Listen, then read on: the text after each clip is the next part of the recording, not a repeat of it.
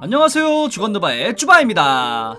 NBA 파이널 무대가 한창인 가운데 밀워키 벅스와 피닉스 선즈가 우승 트로피를 두고 경기를 펼치고 있죠. 이 두 팀의 파이널 진출을 예상한 팬들은 거의 없다 해도 무방할 정도로 모두의 예상을 깬 신선한 매치가 완성되었습니다. 하지만 일각에서는 부상이란 변수를 이겨내지 못한 팀들이 줄줄이 탈락하면서 다소 맥빠지는 매치업이 만들어졌다고도 하고 있죠. 특히 모두가 예상하던 브루클린 네츠와 LA 레이커스가 모두 주축 선수들의 부상을 이겨내지 못하고 탈락했는데요. 피닉스와 밀워키가 이 변수의 특혜를 받아 파이널에 진출했다며 어디가 우승하더라도 운이 좋았기에 가능했다는 현지 언론과 팬들의 폄하적인 발언들과 악성 추측에 지쳤는지 최근 슬램 스튜디오스라는 NBA 커뮤니티는 인스타그램 계정을 통해 정말이지 너무도 공감되는 게시글을 올렸습니다. 간단하게 말해서 핑계 없는 무덤은 없고 NBA 역사의 거의 모든 우승에는 변수가 존재하는 만큼 행운은 항상 중요한 요소이기에 그걸 거머쥔 팀들의 위대함에 감사하자는 내용인데요. 오늘 영상에서는 이들이 공개한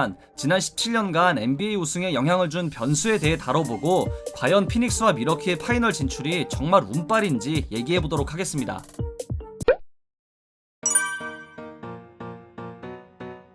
2003년 40세가 된 칼말로는 자신의 마지막 수건인 NBA 우승을 위해 샤킬 오닐과 코비 브라이언트가 건재한 LA 레이커스에 합류했습니다.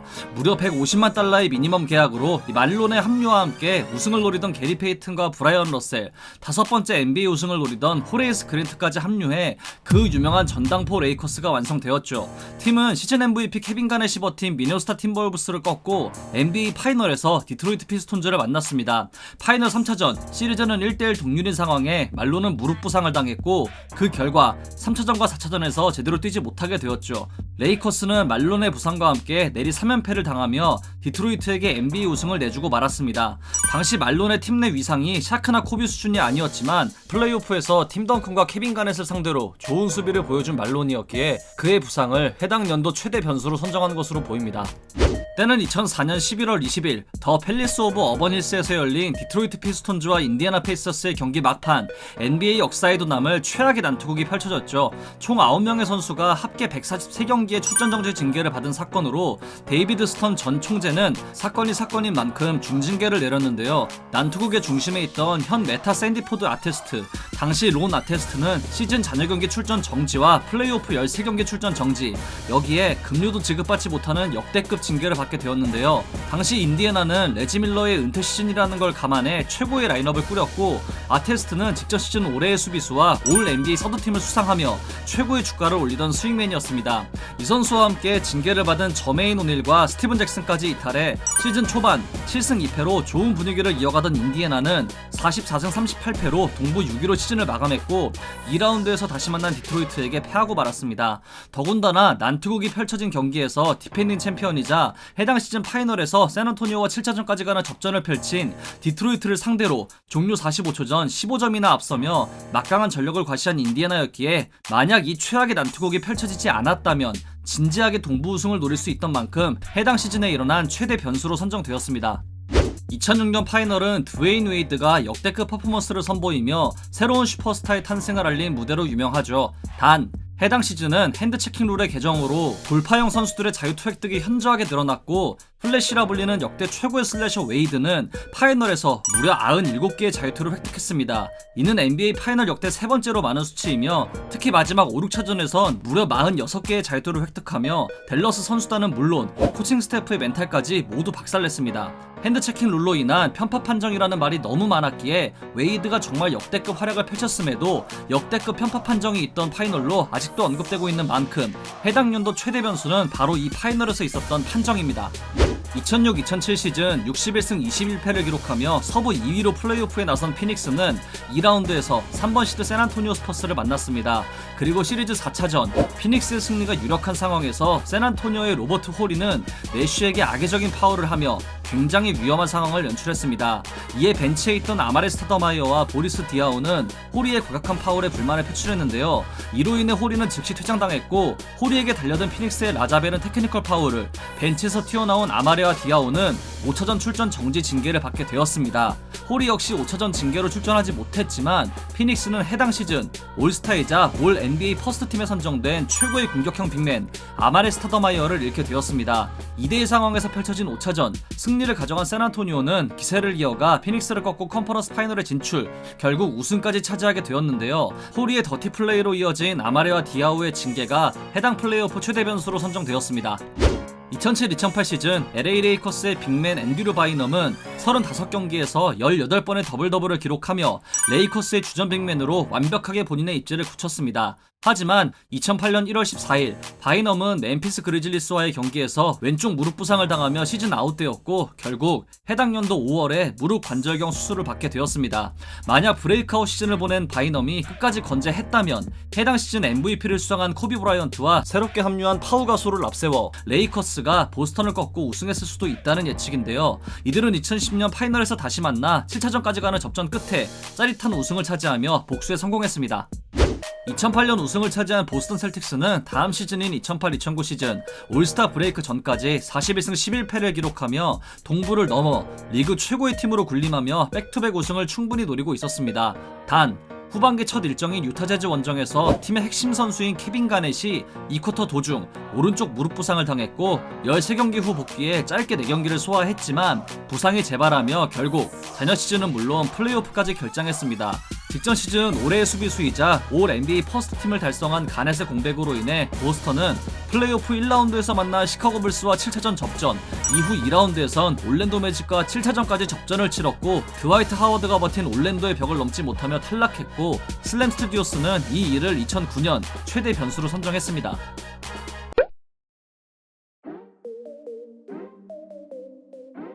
비록 가넷의 이탈과 함께 2009년 타이틀 도전은 놓쳤지만 2009-2010 시즌 보스턴은 다시 파이널에 진출하며 LA 레이커스와 조우하게 되었습니다. 시리즈 6차전 스코어는 3대2로 보스턴의 우세였지만 주전 센터 캔드릭 퍼킨스가 1쿼터에 다리 부상을 당하며 이탈했고 주전 센터를 잃은 팀은 결국 6차전에 이어 7차전까지 내주며 준우승을 차지했습니다. 6차전은 레이커스가 경기 초반부터 상대를 압도하며 가볍게 승리했지만 손에 땀을 쥐고 보던 파이널 7차전, 만약 보스턴이 퍼킨스를 출전시킬 수 있었다면 이란 아쉬움이 남는 만큼 해당 변수를 최대 변수로 선정했네요. 2011년 NBA 파이널은 역대급으로 기억되는 파이널입니다. 르브론 제임스, 드웨인 웨이드, 크리스 보쉬가 뭉친 마이애미 히트를 댈러스 매버릭스의 덩 노비츠키가 무너뜨린 시리즈였는데요. 슬램 스튜디오스는 이 시리즈의 변수를 없다고 하며 의심이 간다고 했습니다. 과연 노비츠키는 해당 시리즈에서 무슨 마법을 부린 걸까요? 2011-12 시즌은 단 66경기만 치러진 시즌인데요. 이유는 선수협회와 구단주들의 갈등으로 인한 직장 폐쇄였습니다. 이로 인해 시즌은 2011년 크리스마스에 개막했고 동등한 조건에서 시작하긴 했지만 이 단축 시즌이란 변수가 존재하며 결과적으로 피해를 봤다고 주장하는 팀이 있을 수밖에 없었죠. 여기에 직전 시즌 최연소 MVP를 수상하며 팀을 50승 16패로 동부 1위로 이끈 데릭 로즈가 플레이오프 1라운드 1차전 경기 종료 1분 전에 전방 십자인대 파열 부상을 당하며 아웃되었고 이로 인해 시카고는 1번 시드임에도 1라운드에서 탈락하고 말았죠. 비록 직전 플레이오프에서도 마이애미 히트에 4대1로 패한 시카고지만 경험을 쌓은 로즈와 시카고는 충분히 마이애미를 위협할 수 있었기에 젊은 슈퍼스타의 부상이 해당 시즌 최대 변수로 선정되었습니다. 2012-13 시즌 60승 22패를 기록하며 썬더 구단 창단 이후 최다승을 기록한 오클라호마 시티는 당당히 서부 컨퍼런스 1번 시드를 획득, 플레이오프 1라운드에서 휴스턴 로켓츠를 상대했습니다. 당시 3년 연속 올스타에 올 NBA 팀 선정의 영광을 누리며 5년차의 A급 포인트 가드로 성장한 러셀 웨스트브룩은 시리즈 2차전 2쿼터 타임아웃으로 인해 벤치로 돌아가는 도중 패트릭 베벌리의 스틸 시도를 당했고 비록 경기는 계속 뛰었지만 이 과정에서 수술이 필요한 반월판 연골 파열이란 부상을 당하며 시즌 아웃되었습니다. 베벌리의 쓸데없는 스틸 시도로 인해 팀의 에너자이저이자 주전 포인트 가드를 잃은 오클라호마 시티는 2라운드에서 멤피스 그리즐리스에 패하며 탈락했습니다. 전년도 파이널 진출팀이자 여전히 서부 최고의 팀이었던지라 마이애미와의 리턴 매치가 가능했고 복수 가능성도 있었기에 이 웨스트브룩의 부상 이탈이 해당 연도 최대 변수로 선정되었네요. 르브론 제임스는 마이애미 이적 후 백투백 우승과 파이널 MVP를 수상하며 본인의 우상인 마이클 조던이 달성한 3핏에 한 발 가까워진 상태로 2013-14 시즌을 시작하게 되었고 이 파이널까지 진출해 샌안토니오 스퍼스와의 리턴 시리즈를 치르게 되었습니다. AT&T 센터에서 열린 파이널 1차전, 르브론은 4쿼터 도중 다리 근육 경련을 겪었고 결국 코트를 떠나게 되었습니다. 재미있는 사실은 당시 AT&T 센터의 에어컨이 고장나 실내 온도가 실외 온도보다 높은 찜통 같은 상황이었고 경기 후 르브론은 몸이 그만 뛰자고 반응을 했다고 전했습니다. 마이애미는 해당 쿼터에서 무려 17대 36 스코어로 밀렸고 르브론이 코트를 떠난 후에도 참담한 기록을 세우며 패했습니다. 당시 해당 경기의 MVP는 에어컨이었다는 말도 있었는데요. 만약 에어컨이 정상 작동을 했고 르브론이 끝까지 코트를 밟았다면 결과가 달라졌을 수도 있기에 에어컨이 최대 변수로 뽑혔네요. 2014년 여름 FA가 된 르브론 제임스는 클리브랜드 캐벌리어스로 향했고 카이리 어빙, 케빈 러브와 함께 다시 우승에 도전하는 목표를 잡았습니다. 문제는 플레이오프 1차전 당시 보스턴 셀틱스의 켈리 올리닉에 의해 러브가 어깨 탈골로 아웃되었고 2라운드부터 부상에 시름하던 카이리 어빙 역시 결국 파이널 1차전 이후 무릎 슬개골 골절로 전력에서 이탈한 것으로 정규리그 우승팀인 골든스테이트 워리어스를 상대로 이 두 명의 결장은 그야말로 치명적이었습니다. 하지만 르브론 제임스가 하드캐리가 무엇인지를 보여주며 시리즈를 2대1로 만들며 우위를 점했고 우린 그저 이 말도 안 되는 상황을 지켜보기 급급했죠. 결국 골든스테이트가 4차전부터 3연승을 차지하며 우승했지만 르브론의 미친 활약으로 인해 만약 어빙과 러브가 정상 컨디션이었다면 이란 의문이 남지 않을 수가 없는 시리즈였습니다.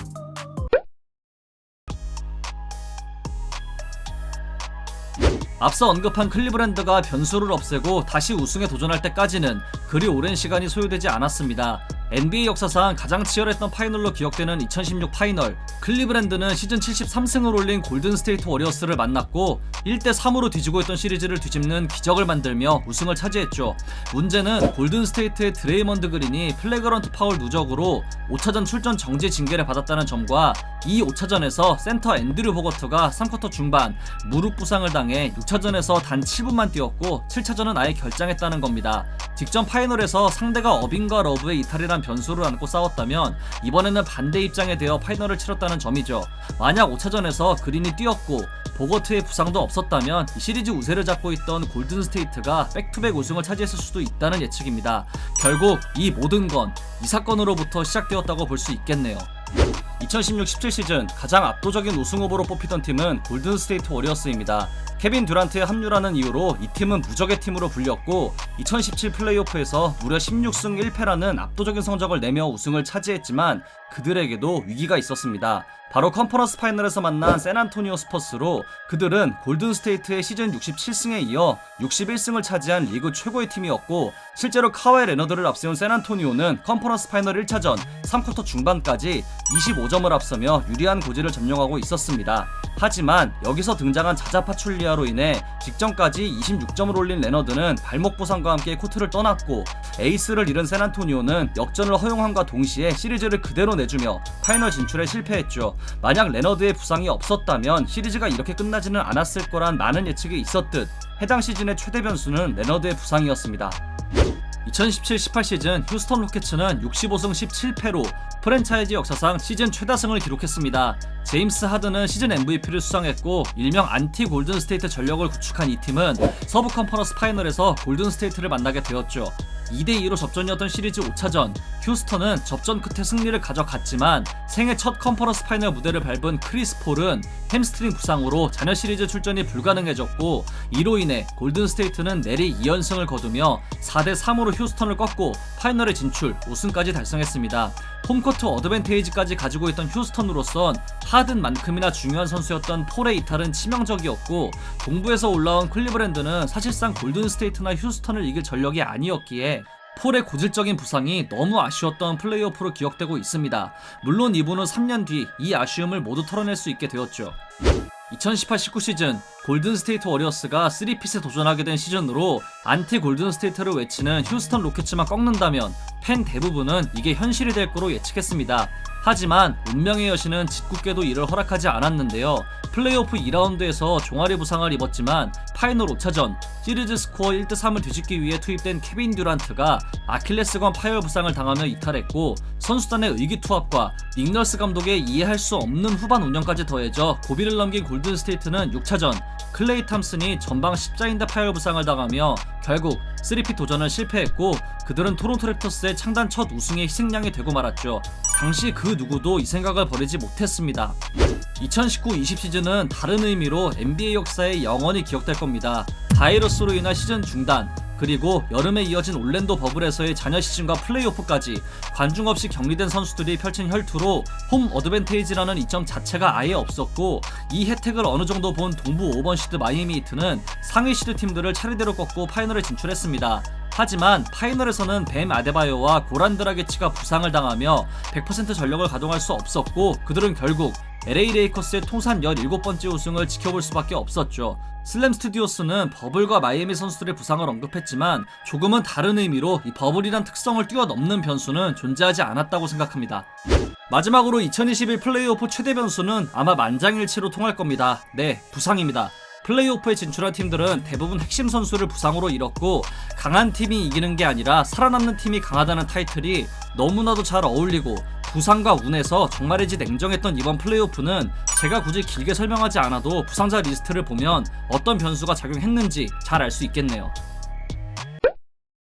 지금까지 지난 17년간 있었던 우승에 영향을 준 변수들을 알아봤습니다. 만약 저 변수들이 작용하지 않았다면 우승팀이 변했을 가능성도 충분히 존재합니다. 하지만 인생은 행운과 불운이 공존하고, 슬램 스튜디오스가 말한 것처럼 행운은 항상 중요한 요소고, 이번 파이널에 오른 피닉스와 미러키는 실력은 물론 그 행운까지 잡은 팀으로 파이널 진출 자격이 충분하다고 봅니다.